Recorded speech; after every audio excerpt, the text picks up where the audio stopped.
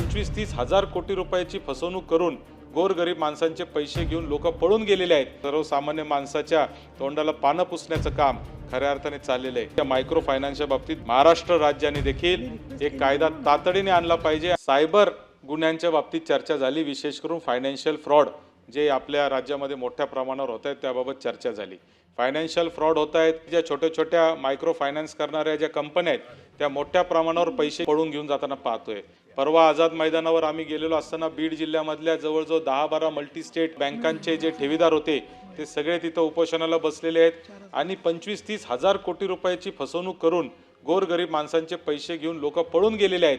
अशा पद्धतीची परिस्थिती आहे आणि अनेक वेळा मी पाहिले की या सभागृहामध्ये मंत्री महोदय आपण उत्तर देतात, याला पकडून आणू त्याला पकडून आणू, वसुली काय होत नाही, काही सर्वसामान्य माणसाच्या तोंडाला पानं पुसण्याचं काम खऱ्या अर्थाने चाललेलं आहे। पण आजच सभापती महोदय, आजच बिहार राज्यामध्ये या मायक्रो फायनान्स करणाऱ्या कंपन्यांसाठी एक कायदा आला आणि तो बिहार राज्याने आणलेला कायदा पाहिल्यामुळे मायक्रो फायनान्स करणाऱ्या कंपन्यांचे शेअर जे आहेत ते मोठ्या प्रमाणावर पडलेत आज। आणि त्याचं कारण आहे की त्यांनी जो कायदा आणला तो अतिशय आदर्शवत असा कायदा आहे। तो कायदा असा आहे की पहिली गोष्ट तर RBIने जरी परवानगी दिली तरी तुम्हाला राज्य शासनाकडे त्याची नोंदणी करावी लागेल। हा पहिला मुद्दा। मायक्रो फायनान्स करायचे असेल तर राज्य शासनाकडे देखील नोंदणी करावी लागेल, हा पहिला मुद्दा। आता त्याच्यात अर्थ राज्यमंत्री पण बसले, अर्थगृह एकत्र बसून त्याच्यात निर्णय घेऊ शकतात। आणि दुसरा सगळ्यात महत्त्वाचा त्या कायद्यामधली जी तरतूद आहे ती मला आपल्या निदर्शनास आणून द्यायची आहे का मुद्दलापेक्षा जास्त वसुली करता येणार नाही। एखाद्या माणसाने 10,000 रुपये कर्ज घेतला असेल तर त्याला 10,000 म्हणजे 20,000 पेक्षा जास्त त्याची वसुली व्याजासह देखील करता येणार नाही।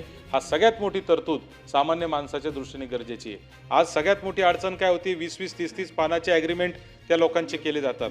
जो अडचणीतला माणूस आहे तो पाहिजे तिथं सह्या करायला तयार होतो आणि तिथं त्याची खऱ्या अर्थाने फसवणूक हे होत असते। म्हणूनच आपण पाहतो की फसवणूक होणारा जो आहे हा सामान्य माणूस असतो आणि फसवणारा जो आहे बँकांना तो काय मोठा माणूस असतो, तो देशाच्या बाहेरच पळून गेल्याची अनेक उदाहरणं मंत्री महोदय आपण पाहिलेले आहे। देशाच्या बाहेर पळून जाणारे हे बँकांना फसून गेलेले आहेत आणि सामान्य माणूस जो आत्महत्या करतोय, शेतकरी जो आत्महत्या करतोय तो खऱ्या अर्थाने बँकांकडून फसलेला आहे।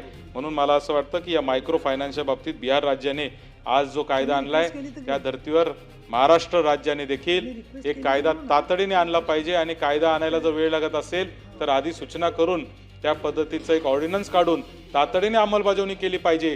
कारण रोज या राज्यामध्ये गोरगरीब माणसाच्या फसवणुकी होत आहेत।